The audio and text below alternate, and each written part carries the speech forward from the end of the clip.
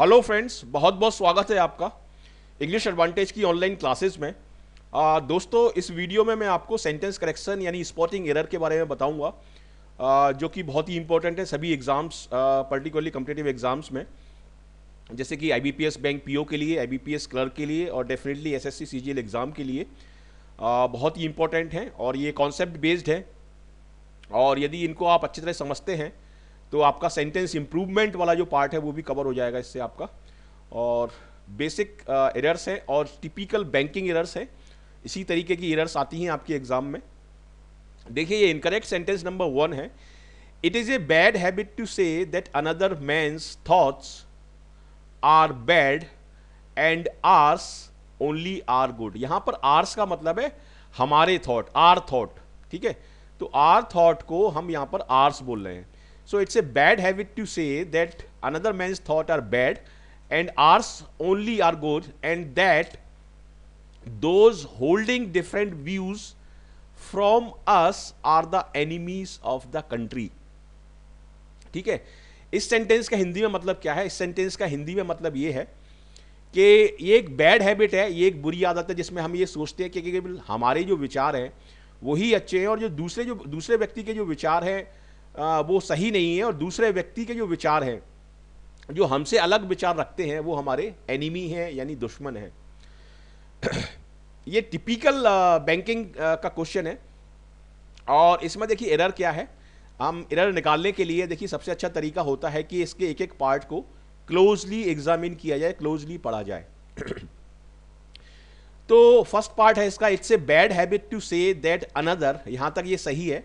Mains thought are bad and ours only are good, यहां तक ये सेंटेंस सही है। And that those holding different views from our views, मतलब ऐसे लोग जो अलग व्यूज रखते हैं हमारे व्यूज से, हमसे नहीं, हमारे व्यूज से। इसको ध्यान से समझने की कोशिश करिए, बहुत अच्छा सेंटेंस है। And that those holding different views from our views, तो यहां पर मैं बोलूंगा आर्स, ठीक है। यहां पर अस मतलब व्यूज की हम तुलना कर रहे हैं, उस दूसरे व्यक्ति के व्यूज की तुलना कर रहे हैं हमारे व्यूज से। हम ये बोलना चाह रहे हैं कि ऐसे व्यक्ति जो जो जिनके जो व्यूज है वो हमारे व्यूज से अलग हैं, वो हमारे दुश्मन है, ठीक है। तो यहां पर अस नहीं आएगा, यहां पर मैं बोलूंगा आर्स। देखिए, and that those holding different views from our views, ठीक है। तो यहां पर मैं बोलूंगा आर्स या आर व्यूज, ठीक है। Are the enemies of the country. तो ये वाला जो पार्ट है ये गलत है आपका, और यही इसमें गलती है। देखिए, it's a bad habit to say that another man thoughts are bad and ours only are good and that those holding different views from ours are the enemies of the country। ये आपका SBI PO का sentence है, 2011 में ये आया है। और इसी तरीके के सेंटेंस करेक्शन और सेंटेंस इंप्रूवमेंट आपके IBPS बैंक PO में आएंगे। तो ये कॉन्सेप्ट बेस्ड सेंटेंस होते हैं और काफ़ी कॉम्प्लिकेटेड होते हैं, काफ़ी कॉम्प्लिकेटेड सेंटेंस होते हैं, इनको सॉल्व करना बहुत बहुत ट्रिकी सेंटेंसेस होते हैं ये। और इसी तरीके के ट्रिकी सेंटेंस आपके एग्जाम में आएंगे, बैंकिंग एग्जाम में पर्टिकुलरली। और एसएससी सीजीएल में भी कॉन्सेप्ट बेस्ड सेंटेंस ही आते हैं, सिंपल सेंटेंस नहीं आते। और एक चीज़ हमेशा ध्यान रखिए, बिल्कुल सिंपल जो सेंटेंस हैं जिनको हर कोई सॉल्व कर सकता है, जैसे ईदर और, neither nor, not only but also, जो सिंपल सेंटेंस है वो कभी भी आपके एग्जाम में नहीं आएंगे। हमेशा इसी तरीके के ट्रिकी सेंटेंस आपके एग्जाम में पूछे जाएंगे, क्योंकि सिंपल सेंटेंस से क्या है कि जिस चीज को हर कोई सॉल्व कर सकता है तो कंपटीशन क्रिएट नहीं होगा उससे, उसको तो हर कोई ही सॉल्व कर देगा। तो कंपटीशन क्रिएट करने के लिए एग्जामिनर टफ सेंटेंस देते हैं, ट्रिकी सेंटेंस देते हैं, जो कि 100 में से केवल 1 या 2 स्टूडेंट ही उसको समझ पाएंगे और कर पाएंगे। तो ये एक बेसिक चीज है कंपटीशन की, इसको आप समझिए, बहुत इंपॉर्टेंट चीज है ये। मैंने जो बताया है आपको पॉइंट कि टफ सेंटेंस याद करिए, टफ सेंटेंस को समझने की कोशिश करिए, और ऐसे सेंटेंस को समझने की कोशिश करिए जो आपको लगता है कि बहुत कम स्टूडेंट को इसका आंसर पता होगा या बहुत कम स्टूडेंट इसको अटेम्प्ट कर पाएंगे। इस तरह के सेंटेंस को आप सीखिए। तो चलिए सेकंड सेंटेंस देखते हैं। आई believe that whatever professor Mishra does, ठीक है, यहां तक ये सेंटेंस सही है। देखिए, आई believe that whatever professor Mishra does, मैं ये विश्वास करता हूं कि जो भी प्रोफेसर मिश्रा करते हैं, he does with pure motives, यहां तक ये सेंटेंस सही है। And with a view to serve India. इसमें सिंपल सी मिस्टेक है, ये मैं कई बार अपने वीडियो ट्यूटोरियल में बता चुका हूं कि विद ए व्यू टू, ये जो यहां से यहां तक ये जो शुरू हो रहा है विद ए व्यू टू, ये एक प्रपोजिशनल फ्रेज है, और प्रपोजिशनल फ्रेज के बाद हम यहां पर हम लगाएंगे वर्ब की आईएनजी फॉर्म। तो यहां पर मैं बोलूंगा सर्विंग। जितने भी प्रपोजिशनल फ्रेजेस होते हैं, विद ए व्यू टू होता है, लुकिंग फॉरवर्ड टू होता है, डिस्पाइट होता है, इन स्पाइट ऑफ होता है, और आपका इन प्लेस ऑफ होता है, इन ल्यू ऑफ होता है, इन सभी के बाद वर्ब की हम आईएनजी फॉर्म लगाएंगे। ये एक रूल है ग्रामर का, इसको आप ध्यान रखिए। और ये एसबीआई एसोसिएट का क्वेश्चन है, 2012 में आया है, और बहुत टिपिकल सेंटेंस है, कई एग्जाम में ये आ चुका है इस तरह के sentence with a view to जिसमें यूज होता है। तो इसका सही सेंटेंस ये यहां पर लिखा हुआ है मैंने, I believe that whatever professor Mishra does he does with pure motives and with a view to serving India. मतलब प्रोफेसर मिश्रा जो भी करते हैं वो उनका उद्देश्य जो होता है वो एक साफ सुथरा उद्देश्य होता है, और उनकी विद ए व्यू टू मतलब वो इस हिसाब से करते हैं कि इंडिया का, अपने देश का उसमें भला हो, ये सोचते हुए उसको करते हैं। तो ये पार्ट इसमें आपका गलत है, और ये फोर्थ इसमें आपका मिस्टेक है। तो इस तरह की से आप ये सेंटेंस करेक्शन आप सीखिए, और मुझे पूरी उम्मीद है कि इनको आप सीखने के बाद इसी तरीके के और जो सेंटेंस करेक्शन आएंगे आप उनको आराम से सॉल्व कर पाएंगे। तो ये है इसका question number 3। An American friend with whom I discussed the context wanted to see a translation of it, and during our spare moments I hurriedly dictated and he took it up। देखिए sentence क्या बोलना चाहता है, पहले आप sentence को समझिए अच्छे तरीके से, कि मेरा एक अमेरिकन फ्रेंड है जिसके साथ मैंने किसी विषय के कॉन्टेस्ट को डिस्कस किया। वो जो चीज़ मैंने उसके साथ डिस्कस की वो उसका ट्रांसलेशन देखना चाहते थे, और जब हमें खाली समय मिला, जब हमें खाली समय मिला स्पेयर मूवमेंट्स के दौरान, मैंने जल्दी जल्दी, आई हरिडली मतलब मैंने जल्दी जल्दी उनको डिक्टेट किया और उन्होंने उस चीज़ को नोट डाउन कर लिया। ठीक है, ये इस सेंटेंस का मतलब है। तो नोट डाउन करने को हम क्या बोलते हैं? पुट डाउन भी बोलते हैं, put it down, note it down, take it down भी हम बोलते हैं। नोट डाउन करने को या डायरी में लिखने को हम टेक इट डाउन भी बोलते हैं, take it down in your diary, take down my phone number, इस तरीके से हम बोलते हैं। तो यहां पर इसमें फ्रेज में गलती है, and he took it down, यहां पर आपको बोलना पड़ेगा ही टुक इट डाउन, क्योंकि टेकअप का मतलब होता है किसी चीज का सामना करना, या कोई जॉब को स्टार्ट करना, या किसी काम को स्टार्ट करना। जैसे मैं बोलूं कि I have taken up this job, या I have taken up this career, इस तरीके से। तो टेकअप का मतलब होता है सामना करना, या किसी चीज को, किसी जॉब को शुरू करना, किसी करियर को शुरू करना, उसको हम बोलते हैं टेकअप। ठीक है, तो टेक डाउन यहां पर होना चाहिए कॉन्टेक्स्ट के हिसाब से, तो वो इसमें गलती है। और यहां पर आपका ये फोर्थ पार्ट में इसमें गलती है। An American friend with whom I discussed the context wanted to see a translation of it, and during our spare moments I hurriedly dictated and he took it down। तो इस तरीके से sentence आपका सही हो जाएगा। और ये भी आपका बैंकिंग का ही क्वेश्चन है, ओरिएंटल बैंक ऑफ कॉमर्स में ये आ चुका है 2009 में। और सारे क्वेश्चन देखिए, जितने भी क्वेश्चन मैं बता रहा हूँ यहाँ पर आपको सेंटेंस करेक्शन के वीडियोस में, सारे आपका कॉन्सेप्ट बेस्ड हैं, और सिंपल सेंटेंस कभी भी नहीं आते आपके एग्जाम में, तो हमेशा ये ध्यान रखिए।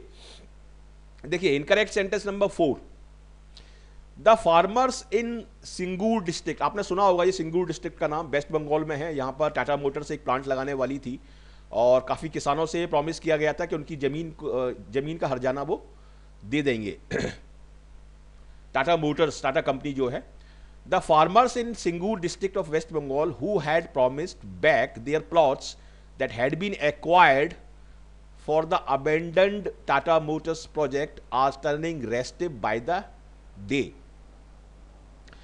देखिए यदि आपने सेंटेंस को समझ लिया अच्छे तरीके से, सेंटेंस आपको समझ में आ गया, सेंटेंस की आत्मा आपको समझ में आ गई, और तो आप उसको कर पाएंगे। अदरवाइज इस तरह के सेंटेंस को आप कभी भी सॉल्व नहीं कर पाएंगे।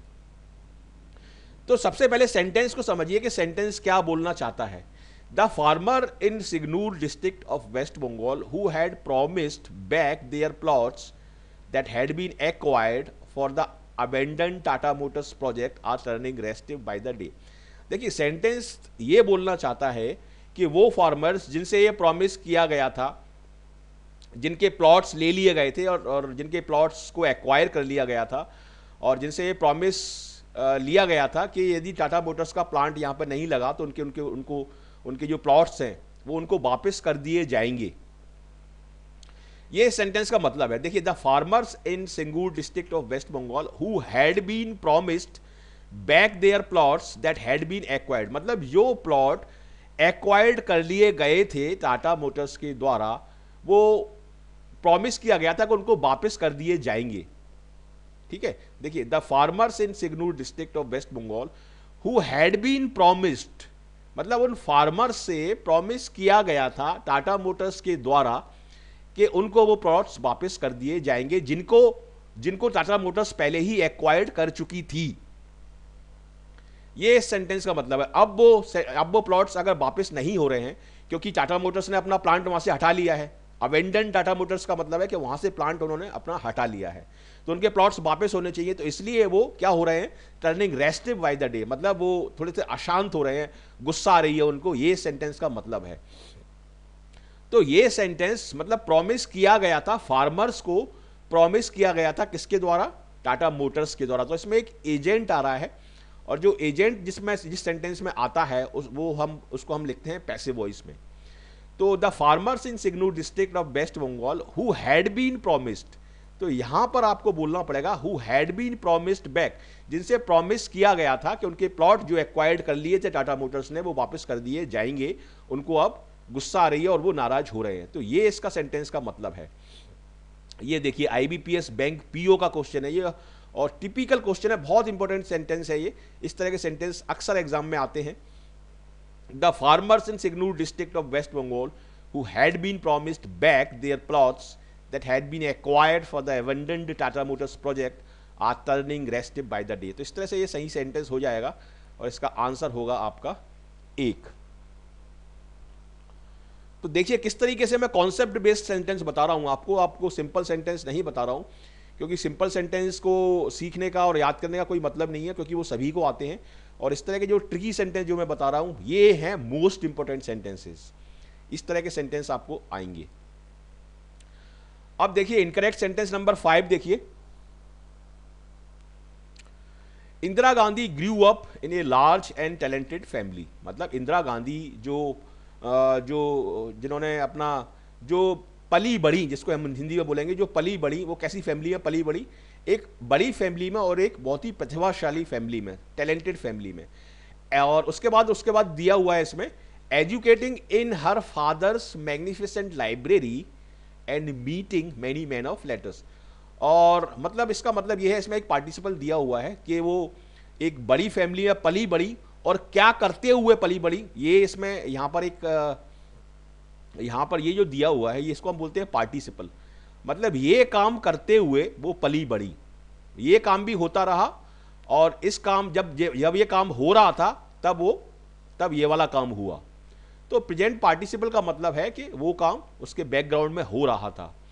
तो Indira Gandhi grew up in a large and talented family, ठीक है, इंदिरा गांधी पली बड़ी एक लार्ज और टैलेंटेड फैमिली में, क्या करते हुए, educating in her father's magnificent library and meeting many man of letter, मतलब अपने आप को शिक्षित करते हुए कि किसमें, मैग्निफिसेंट उनके फादर की एक लाइब्रेरी थी, वहां पर अपने आप को शिक्षित करते हुए और काफ़ी सारे लोगों से मिलते हुए, काफ़ी सारे मैन ऑफ लेटर से मिलते हुए।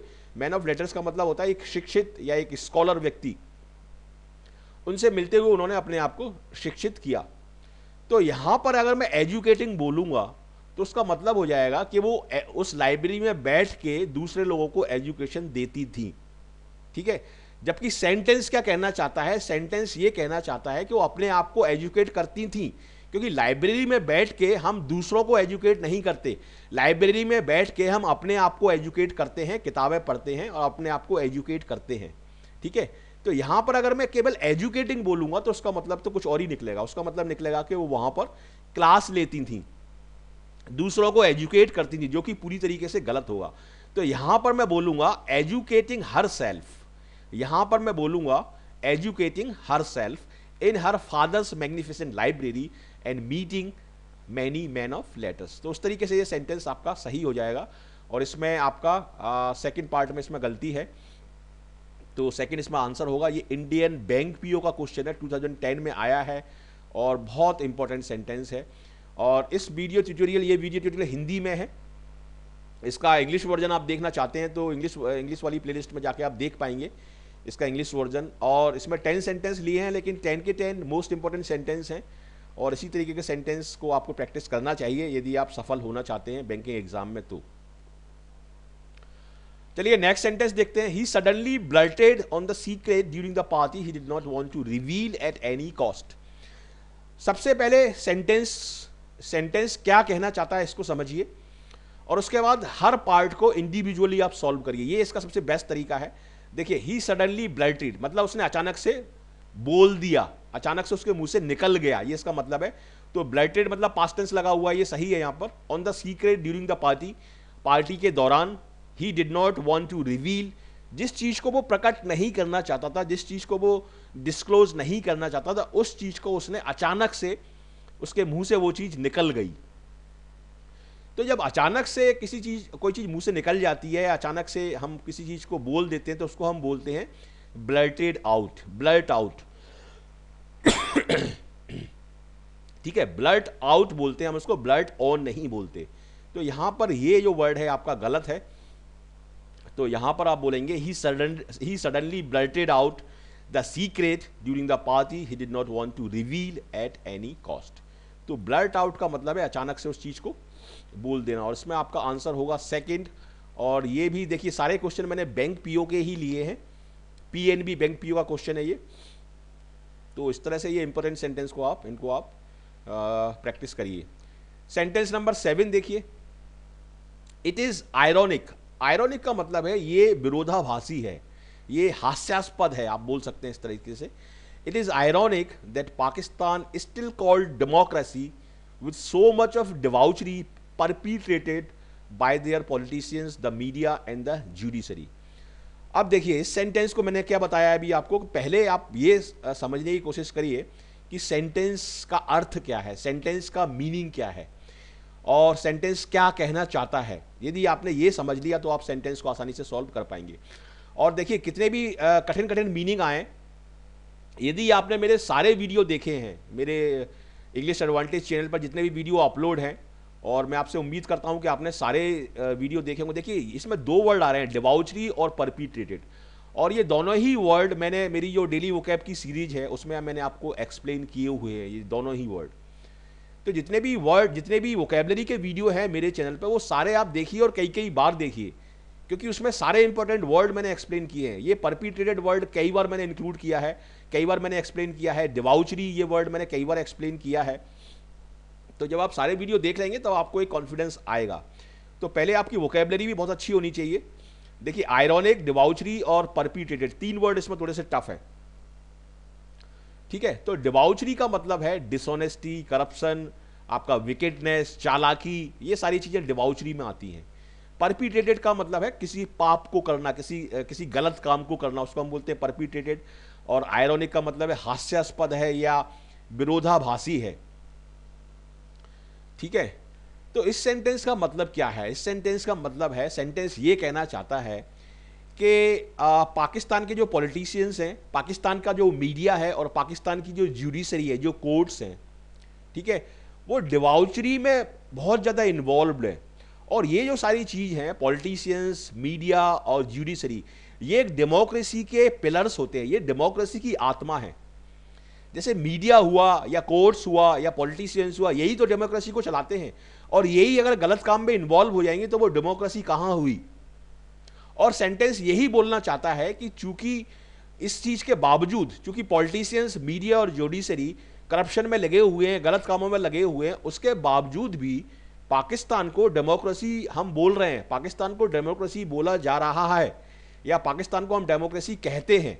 तो यही तो एक विरोधाभास है कि गलत चीज़ों के बावजूद, जो मेन पिलर्स है डेमोक्रेसी के, वो गलत चीज़ों में इन्वॉल्व है, उसके बावजूद भी हम पाकिस्तान को एक डेमोक्रेसी बोल रहे हैं। तो इट इज आयरॉनिक, देखिए, it is ironic that Pakistan is still called a democracy. Pakistan को अभी भी लोगों के द्वारा डेमोक्रेसी कहा जाता है। पाकिस्तान को अभी भी लोगों के द्वारा, देखिए इसमें एक एजेंट आ रहा है, और जिस भी सेंटेंस में एजेंट आता है वो होता है पैसिव वॉइस, और पैसिव वॉइस में हम हमेशा लगाते हैं इजेएमआर और थर्ड फॉर्म, ठीक है। चूंकि ये प्रेजेंट टेंस में है सेंटेंस, तो यहां पर मैं लगाऊंगा इजेएमआर, और ये थर्ड फॉर्म लगी हुई है, ये थर्ड फॉर्म लगी हुई है V3, ठीक है, और V3 से पहले यहां पर मैं लगाऊंगा इजेएमआर। तो चूंकि ये सिंगुलर है पाकिस्तान, तो इसलिए यहां पर मैं लगाऊंगा is. So it is ironic that Pakistan is still called a democracy with so much of debauchery perpetrated by their politicians, the media and the judiciary। तो इस तरीके से ये सेंटेंस आपका सही हो जाएगा। ये भी बैंक पीओ का क्वेश्चन है।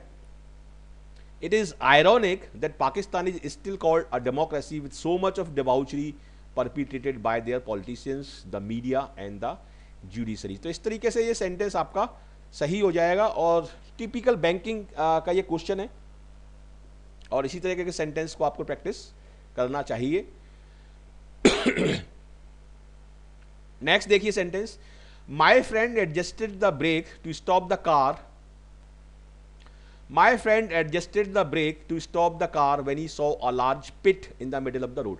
मेरे फ्रेंड ने ब्रेक लगाए जब उसने एक बड़ा सा गड्ढा देखा एक रोड के बीच में, ठीक है। तो देखिए मैं हिंदी में क्या बोल रहा हूं, उसने ब्रेक लगाए।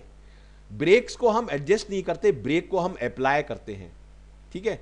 तो यहां पर जो मिस्टेक है वो वर्ड रिलेटेड मिस्टेक है, ठीक है, ग्रामर की मिस्टेक ना होते हुए यहां पर वर्ड रिलेटेड मिस्टेक है, और ये सेंटेंस इंप्रूवमेंट में आपका आ सकता है। तो यहां पर आप बोलेंगे my friend applied the brake to stop the car when he saw a large pit in the middle of the road. तो इस तरीके से ये सेंटेंस आपका सही हो जाएगा। यहां पर आप बोलेंगे अप्लाइड, ना कि एडजस्टेड। और ये भी एसबीआई पीओ का क्वेश्चन है, 2012 में आया है, और सारे बैंकिंग के मैंने क्वेश्चन लिए हैं इसमें। 5-star hotels are very comfortable but most of the people can not afford the charges. ये सेंटेंस आपका सही है, इसमें कोई गलती मुझे दिखाई नहीं दे रही। देखिए 5 स्टार ये कंपाउंड नाउन है, और कंपाउंड नाउन में ये वाला जो वर्ड है, ये डिजिट्स के बाद जो वर्ड आता है, ये हमेशा सिंगुलर में लिखा जाता है, ठीक है। जैसे 5 ईयर प्लान, 2 ईयर ओल्ड, इस तरीके से। तो 5-star होटल्स सही है, आर वेरी कंफर्टेबल सही है, but most of the people can not सही लिखा हुआ है, ये अफोर्ड सही है, द चार्जेस। तो ये सेंटेंस सही है, इसमें आपका आंसर जो होगा वो होगा 5। ये नो एरर सेंटेंस है। नो एरर के सेंटेंस भी आपके एग्जाम में अगर 5 सेंटेंस हैं तो उसमें से 1 या 2 नो एरर के सेंटेंस भी डेफिनेटली होंगे। अब देखते हैं sentence number 10। Former president of India doctor SD Sharma gifted his enormous collections of books to the Bhopal library. Former president of India, यहां तक ये सेंटेंस सही है। डॉक्टर SD शर्मा गिफ्टेड, ये सेंटेंस यहां तक सही है। हिज इनॉर्मस, बहुत बड़ा, कलेक्शन ऑफ बुक्स। देखिए चूंकि यहां पर मैं बुक्स बोल रहा हूं, तो यहां पर मैं बोलूंगा कलेक्शन, कलेक्शंस नहीं बोलूंगा, ठीक है। बुक्स का कलेक्शन, बुक्स का कलेक्शन है। तो चूंकि यहां पर मैं प्लूरल बोल रहा हूं बुक्स, और यहां पर एक ग्रुप की बात हो रही है, तो ग्रुप जो होगा वो सिंगुलर होगा। बुक्स के बहुत सारे कलेक्शंस नहीं होंगे, बुक्स, बहुत सारी बुक्स का एक कलेक्शन होगा, ठीक है। तो यहां पर मैं बोलूंगा collection of books to the Bhopal library. मतलब हमारे जो फॉर्मर प्रेसिडेंट हैं डॉक्टर SD शर्मा, उन्होंने अपनी बुक्स का बहुत बड़ा कलेक्शन भोपाल लाइब्रेरी को गिफ्ट में दे दिया। ये इस सेंटेंस का मतलब है।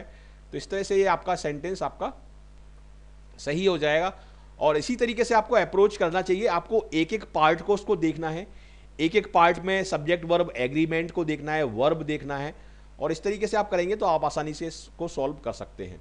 और सबसे पहले पूरे सेंटेंस को समझना जरूरी है कि सेंटेंस क्या आपका कहना चाहता है। तो इस तरीके से मैंने इस वीडियो में 10 सेंटेंस लिए हैं, लेकिन 10 बहुत इंपॉर्टेंट सेंटेंस हैं, और इसी तरीके के सेंटेंस आपके एग्जाम में डेफिनेटली आएंगे। तो यदि आपको ये वीडियो अच्छा लगा है तो जरूर इसको लाइक करिए, शेयर करिए अपने फ्रेंड्स के साथ, और मुझे कमेंट करके बताइए, उसका मैं जवाब दूंगा आपको डेफिनेटली कि कैसा आपको ये वीडियो लगा और क्या इसमें फर्दर आप इम्प्रूवमेंट चाहते हैं। और आपके लिए खुशखबरी है, मैं ऑफलाइन कंटेंट भी डेवलप कर रहा हूँ, और बहुत ही टॉप क्लास, मतलब पूरी तरीके से वो एग्ज़ाम ओरिएंटेड ऑफलाइन कंटेंट में डेवलप कर रहा हूँ।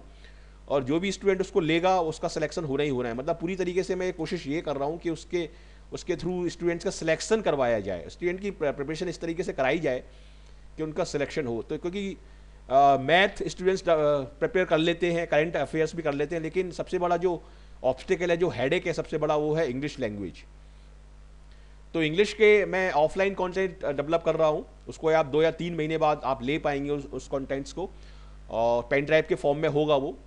और उसको यदि आपने ले लिया और उसके थ्रू आपने तैयारी की तो आपका सिलेक्शन ऑलमोस्ट पक्का है, क्योंकि उसमें 200 या 250 वीडियो होंगे और सारे टॉपिक मैं कवर करूंगा उसमें। उसमें आपका रीडिंग कॉम्प्रिहेंशन होगा, उसमें आपका पैसिव वॉइस होगा, उसमें आपका नरेशन होगा, मॉडल पेपर होंगे, स्पेसिमेन पेपर होंगे, ये सारी चीज़ें उसमें होंगी। तो उसके लिए थोड़ा सा आपको वेट करना होगा जब तक आप ये ऑनलाइन वीडियो देखिए और इसके थ्रू आप तैयारी करिए। और इसके थ्रू आप यदि तैयारी करते हैं तो डेफिनेटली आपकी अच्छी प्रैक्टिस हो जाएगी। So thank you very much for watching this video and I wish you all the best for your bright future. Thank you.